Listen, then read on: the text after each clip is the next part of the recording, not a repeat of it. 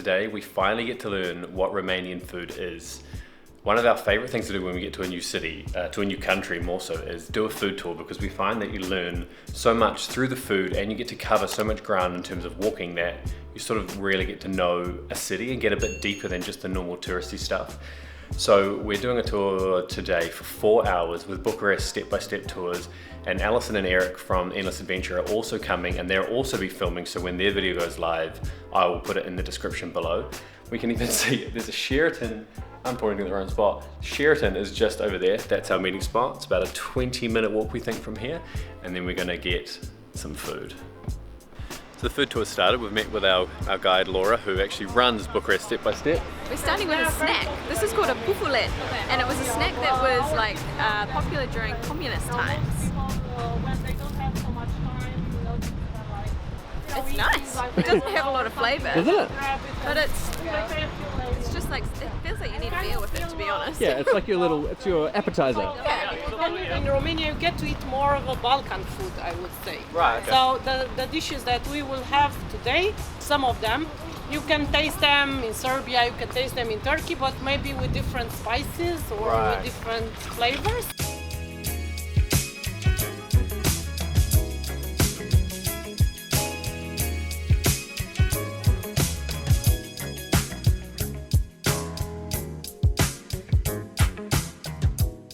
This is an example of some of the great courtyard style cafes and bars we were talking about in Bucharest. We just saw this graffiti, and then down the back here there's an amazing little restaurant here out in a courtyard. Just hidden off the main street, quiet area. There's a lot of hidden gems around this place. This is pickled cabbage. It's hard to probably get the scale of how large that is compared to my hand, but it's just sitting out in the middle of this restaurant. This is the spot that we've come into, the first of our little local spots, and it's literally one of the courtyards that I just talked about, so we're absolutely stoked to get to come to a local place like this.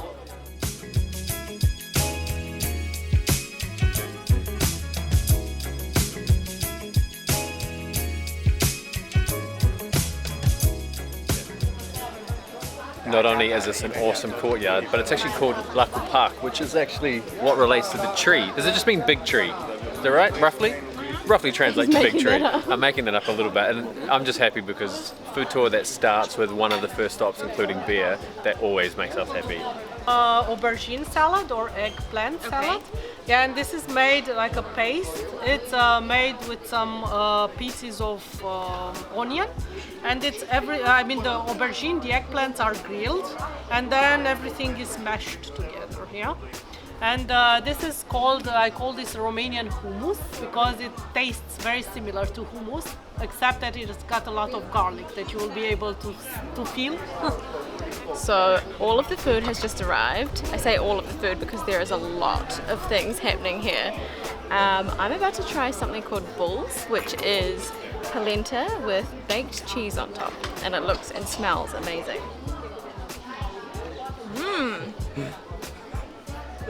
Your smile tells me enough.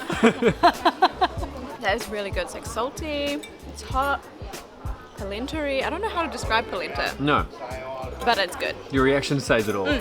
So one thing that we really like about the Romanian style is that they like to do big platters, which is, we sort of do that a little bit in New Zealand as well. We sort of make a whole bunch of big platters. So I've got some cheese, a bell pepper based dip that has some onion and a couple of other things in there, and some pork pastrami, and I'm just going to finger food it.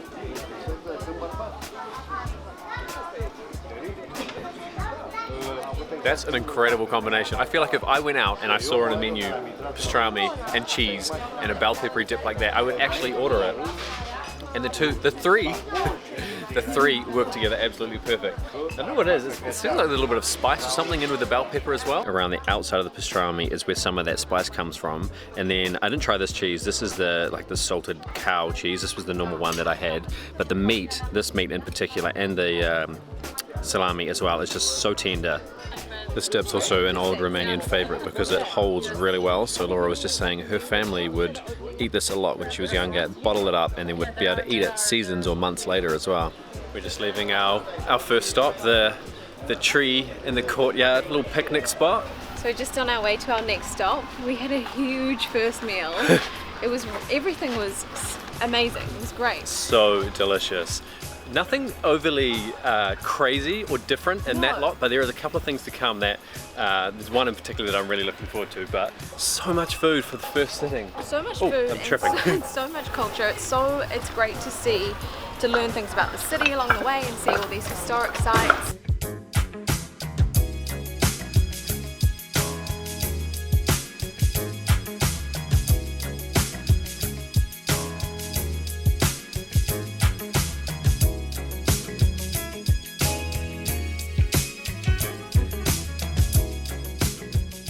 Just about to quickly explore a house here that is known for its Romanian architecture, but there's a little bit of a puzzle here, something that we need to try and figure out. Getting into carriages? Yes. Yes. Getting into carriages? What do you mean? Oh, so, Very good. so if a horse came up, Yes, the horse or the carriage. The Ah. carriage, yeah. they would come up. So yeah.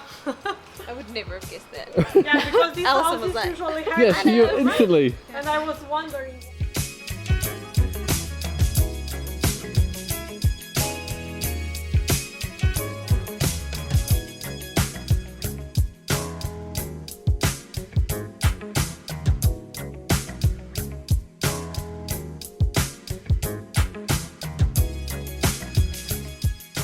So we've just come into our second stop, which is actually a butcher, but they also serve up and cook the meat while they're here.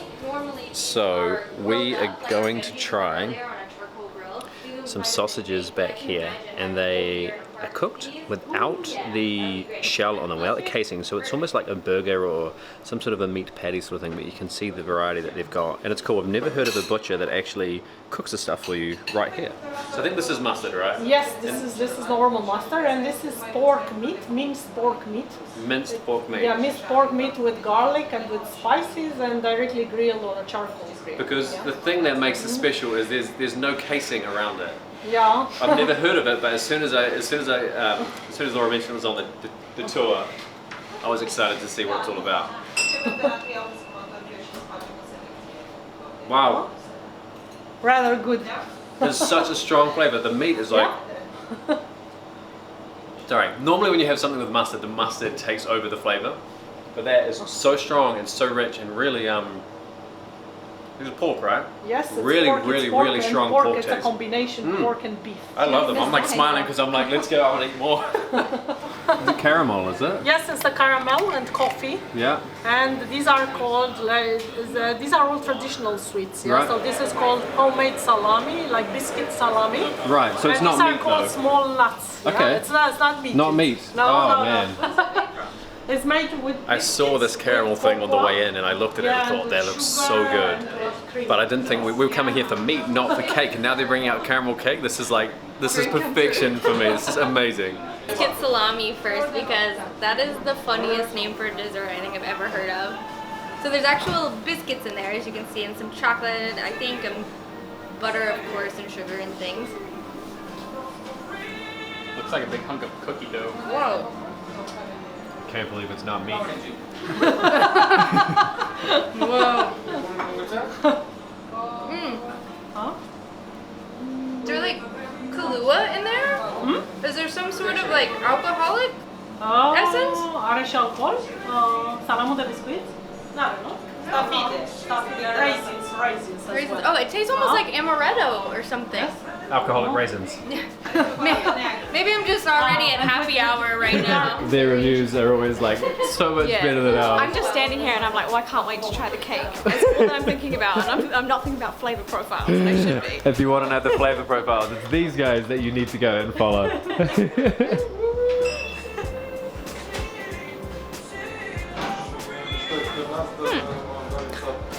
This was described to me as a nut.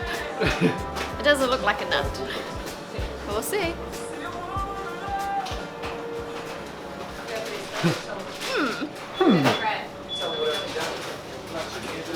It kind of tastes like shortbread with some kind of like vanilla filling. Yum. It's really good.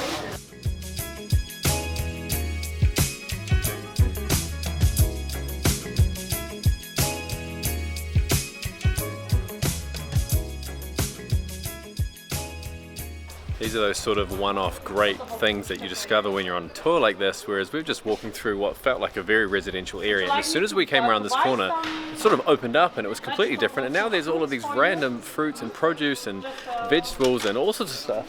So how does that one taste in comparison to a normal tomato? It's very good. It's very tasty. Very soft. You can touch it. You know, it's very soft. Oh, it See? feels like it would just break. Yes, yeah.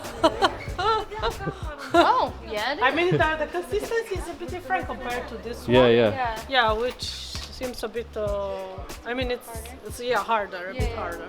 Yeah.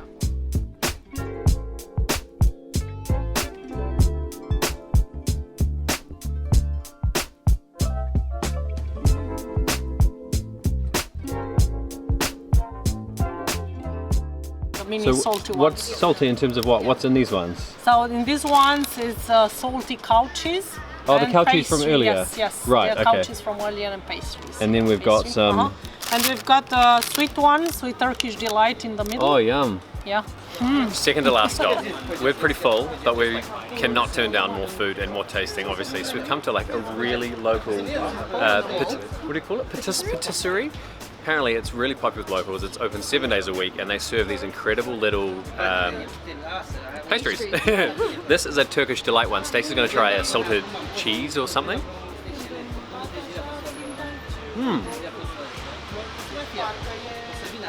It's almost like a biscuit. For those of you that don't know, that's like a cookie, I suppose.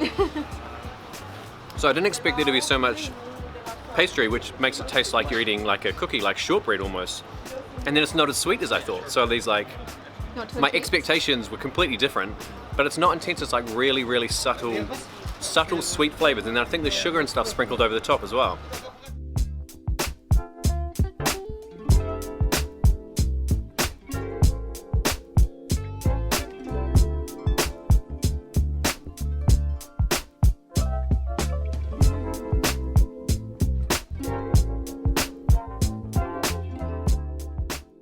So we just finished off with some eclairs, which aren't exactly Romanian. No, so not we strictly didn't Romanian. really include that as a big featured stop. Plus we're so full and out of like adjectives to explain what the food tasted like. Yeah. We got it from a place that is known as the top 10 eclairs in Europe.